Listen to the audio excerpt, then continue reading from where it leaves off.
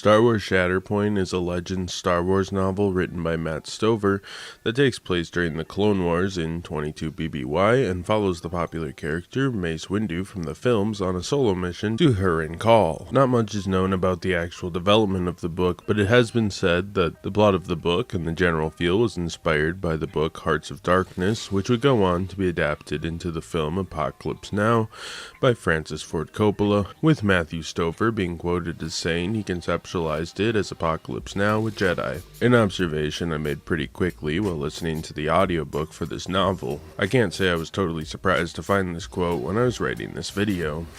The story follows Mace Windu in the early days of the Clone Wars, trying to understand the horrors that has just been thrust upon him and his fellow Jedi peacekeepers, only to receive disturbing news about his former Padawan, Depa Billaba, and the planet she's been posted on for months, Hurin Call. Depa has been radio silent, and the Jedi want to send someone to investigate, especially following a few grisly murders that have happened in the forest Depa Billaba has been in, with the Jedi fearing it could be her causing the heinous crimes. Mace volunteers to go to either arrest Depa if she is involved in the string of murders, or to save her if he could find her alive in the jungle. Mace takes off and heads to the planet known as Hurin Call, which happens to be his home planet, and heads into the forest with some guides that are quickly killed off. The planet is under separatist occupation, so as a Jedi he must go undercover, though this cover is quickly blown when Lord Skepton captures him. Though rather than turning him over to the Confederates, he decides to allow Mace Windu to attempt to capture Depa for him, wanting Jedi off his planet altogether. Mace ends up making his way into the forest and is immediately ambushed, but meets a group of Corran led by Nick Rostu, who explains the concept of the Summertime War to Mace Windu as a battle between the Corrani people and the Balawai. As Nick's crew begin dying off, one by one, Mace realizes this war isn't what it seems from the Jedi Temple at Coruscant, and that it is actually much darker and more senseless than it may have initially appeared on the surface. Eventually, the pair meet Kar Vaster, a Corran who's of the same bloodline as Mace Windu, distantly. He's essentially a ruthless warlord who has vibro shields crafted from old ship parts that can withstand a lightsaber, and is being trained, supposedly, by Windu's old apprentice, Depa Billaba. Eventually, Kar takes Mace to Depa, who's a shell of her old self, and confides in Mace that she's committed many atrocities and that the Jedi Code wasn't really made for this war. Mace places her under arrest, but the system starts being flooded with separatists and the Balawai militia. Mace helps defend the planet with Nick, but is forced to confront Depa and Kar one more time, and eventually Mace arrests them both, but not before being gravely injured, as was his companion Nick. They end up surviving, and Kar and Depa are put on trials for their crimes, and Nick is awarded the rank of Major in the Republic Army for his service and helping Mace Windu to navigate the Summertime War. Mace Windu is perhaps one of the most stern and level-headed Jedi in the entire Jedi Order, but is in doubt due to all the turmoil and terror of the Clone Wars, which begins ravaging the galaxy. Mace is under the impression that his actions in the Geonosis Arena at the end of Attack of the Clones led to the events to unfold in front of his eyes, that being of the Clone Wars, questioning whether he could have struck down Dooku right there, and then died in the blaze of glory by Jango Fett's gun. Also haunted by the fact that all the clones look like the bounty hunter that in one life killed him and in reality he killed. Mace Windu holds strong Jedi ideals. He also loves his former Padawan, now peer Depa, as his daughter, and the idea of her missing or turned to the dark side is unbearable, thus his descent back to his home planet in an attempt to rescue her.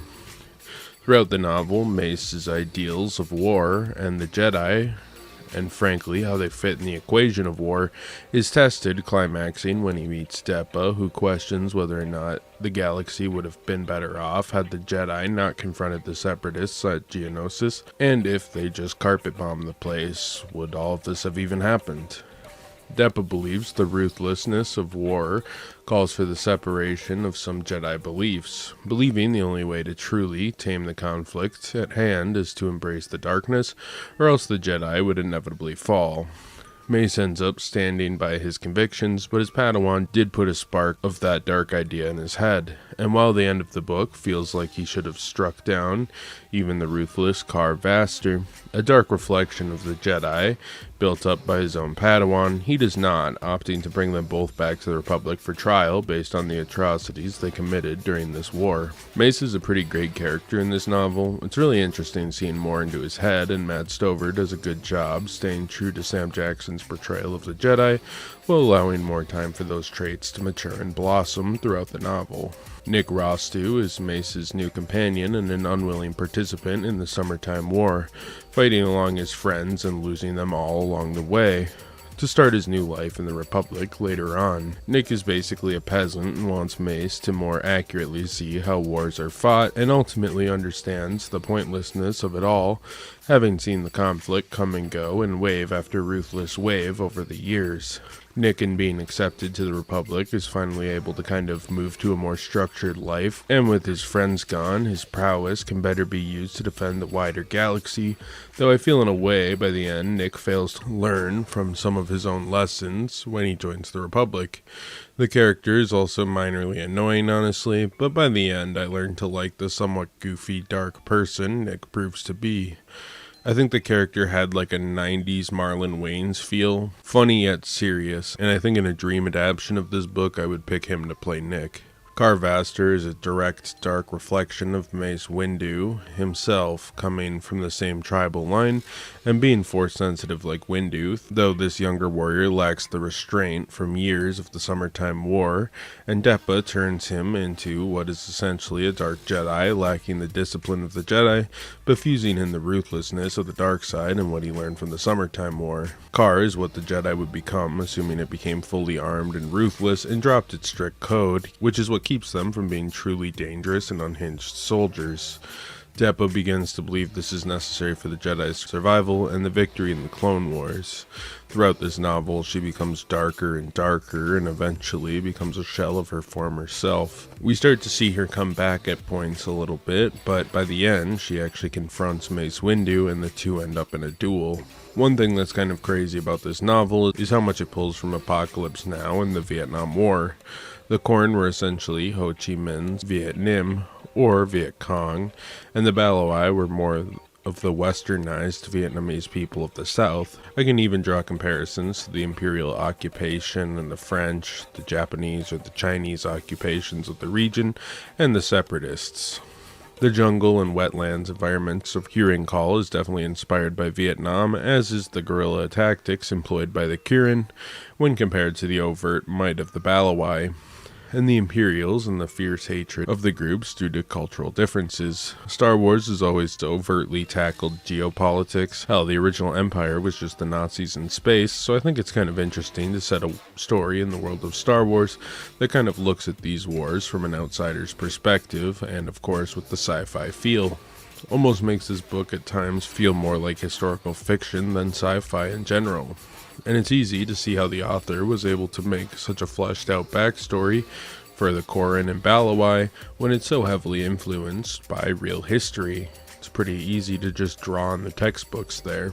It also adds some context and reason to why the book shows the complex nature of the Corran and Baloi conflict, similarly to how the Vietnam War was also very long, convoluted, and tragic, reflecting the novel's Summertime War. This naturally leads to a tone that's darker than many Star Wars stories, with Mace seeing decaying corpses, death, misery, and a war that doesn't have a Luke Skywalker to heroically run through it and stop it immediately. Sort of takes the idea of Star Wars into the jungles, swamps, and trenches of war. Mace also has a lot of self-doubt, as I mentioned, and is tortured by the idea that his actions had indirectly affected trillions of lives and led to a new galactic war in a republic that he and many of the higher-ups at Coruscant saw at the time as being in an endless time of peace, with the view of the Summertime War proving that that peace was finite and more or less only affects the inner rim and the more upper echelon inhabitants, while small regional wars rage on.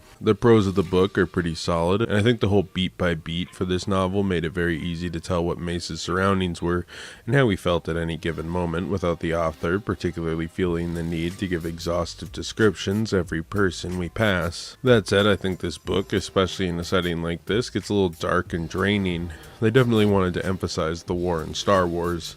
I don't think that's a bad thing, but don't expect the light and breezy Star Wars of the films. However, it's not awful. That is kind of the point of the story. I've read another novel that is too dark, and not in a good way, which we'll talk about sooner or later. And I think with the Star Wars IP, there needs to be a level of dark, but also needs to be a level of light, and I think it's a very fine line that this book rides very well. The book also comes with a short story, Equipment, also by Matt Stover, that takes place during the Republic battle at Huron Call during the book.